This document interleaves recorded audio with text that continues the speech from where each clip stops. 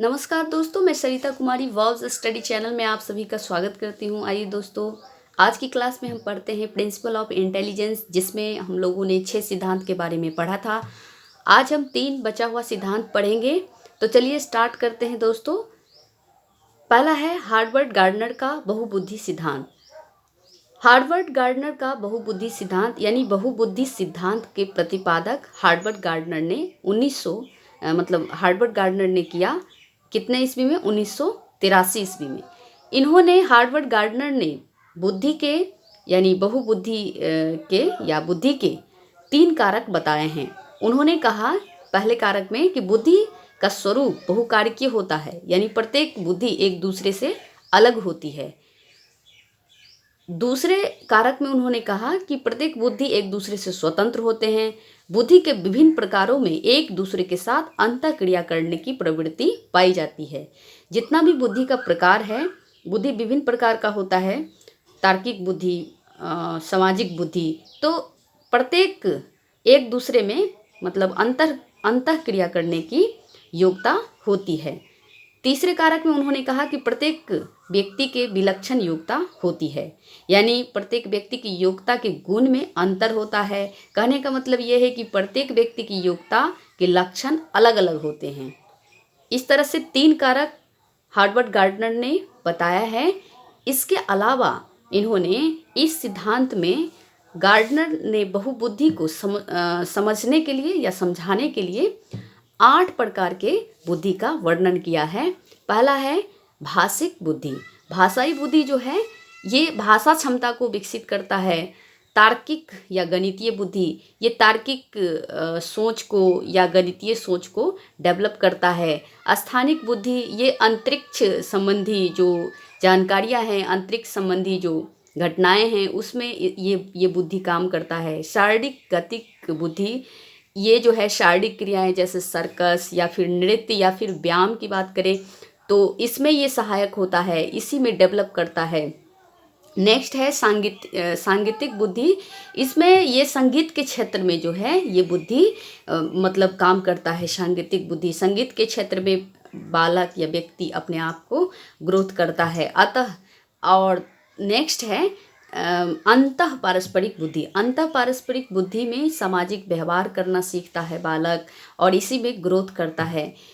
अंतः व्यक्तित्व बुद्धि, इसके अंतर्गत व्यक्ति जो है अपनी पहचान, अपने आत्मबोध को विकसित करता है।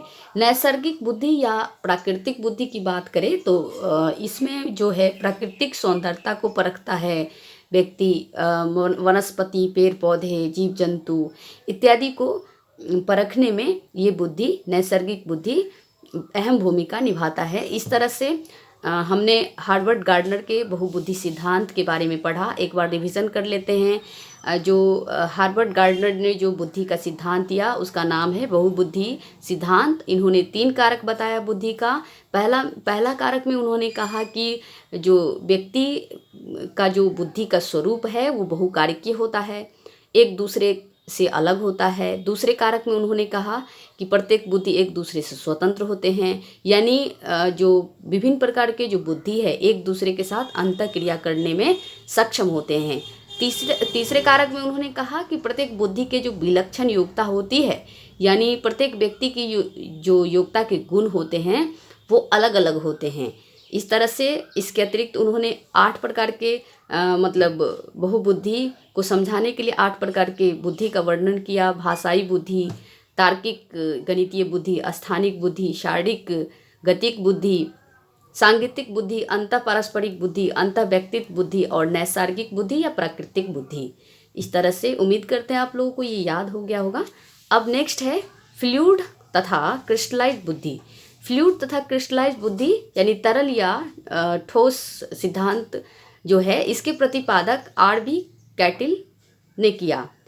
और इस सिद्धांत के अनुसार जो आर.बी. कैटिल ने तरल एवं ठोस बुद्धि को अलग अलग परिभाषित किया है। उनके अनुसार तरल बुद्धि एक सामान्य योग्यता है जो केवल सांस्कृतिक से ही प्रभावित नहीं होती बल्कि नवीन परिस्थितियों से भी प्रभावित होता है। इसी प्रकार ठोस बुद्धि भी एक सामान्य योग्यता है जो अधिगम, अनुभव तथा वातावरण संबंधी कारकों पर आधारित होती है। तो उम्मीद करते हैं ये भी आप लोगों को याद हो गया होगा। एक बार रिवीजन कर लेते हैं इस सिद्धांत में क्या क्या याद रखना है। द फ्लूइड एवं क्रिस्टलाइज सिद्धांत का जो प्रतिपादक है आरबी कैटिल है, इसको याद रखना है। फ्लूइड, क्रिस्टलाइज से याद रखेंगे कैटिल, कैटिल या क्रिस्टलाइज, तो याद हो जाएगा ऐसे में। और इस सिद्धांत में तरल बुद्धि के बारे में उन्होंने कहा कि केवल सांस्कृतिक बुद्धि से ही, सांस्कृतिक चीज़ से ही प्रभावित नहीं होता, बल्कि नवीन परिस्थिति से भी प्रभावित हो जाता है। और ठोस बुद्धि के बारे में कहा कि ये जो है अधिगम, अनुभव तथा वातावरण संबंधी कारकों पर निर्भर करता है।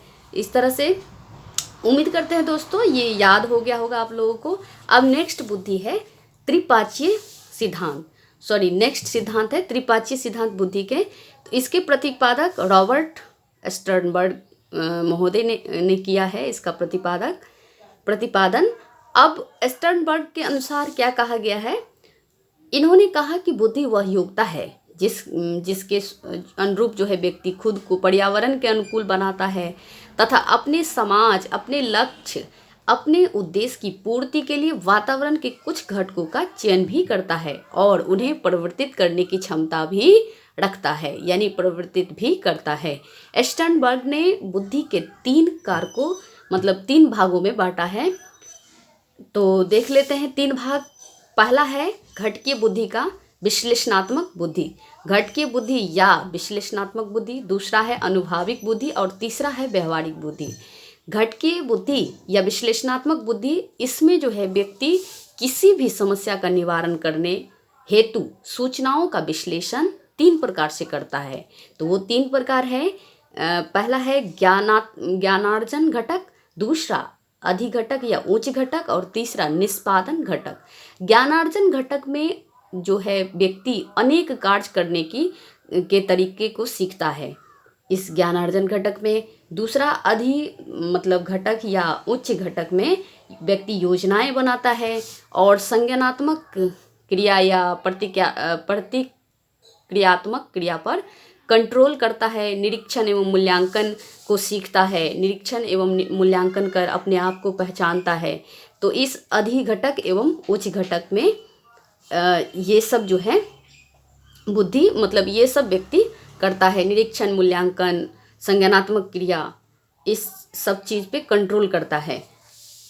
नेक्स्ट है निष्पादन घटक। निष्पादन घटक में व्यक्ति अपने कार्य का निष्पादन करता है, अपने कार्य को पूर्ण रूप से करता है। अनुभाविक बुद्धि कहने का मतलब ये है कि अनुभाविक बुद्धि अनुभव के द्वारा नई समस्या का समाधान करता है। अनुभाविक बुद्धि के अंतर्गत यानी अनुभव से जो व्यक्ति कुछ योग्यताएं हासिल करता है उसी के द्वारा अपनी समस्या का समाधान कर लेता है।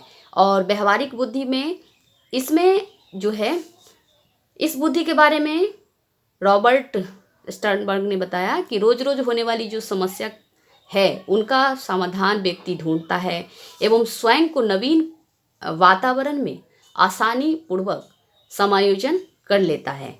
इस तरह से हमने त्रिपाचीय सिद्धांत के बारे में पढ़ा। अब ये बुद्धि का सिद्धांत आज से ख़त्म होता है। यहाँ पर देख लेते हैं बहुआयामी बुद्धि के बारे में भी थोड़ा सा पढ़ लेते हैं।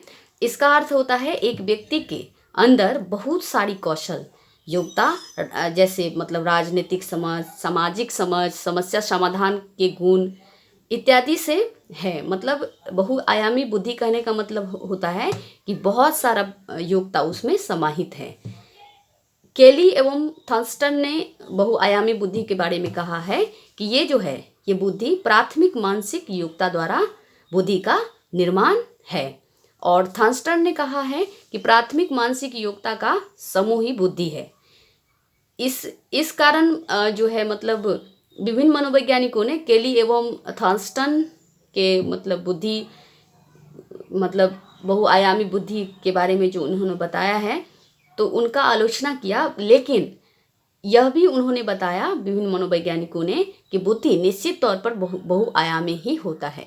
इस तरह से हम लोगों ने आज की क्लास में बुद्धि के लास्ट 3 सिद्धांत के बारे में और बहुआयामी बुद्धि के बारे में पढ़ा।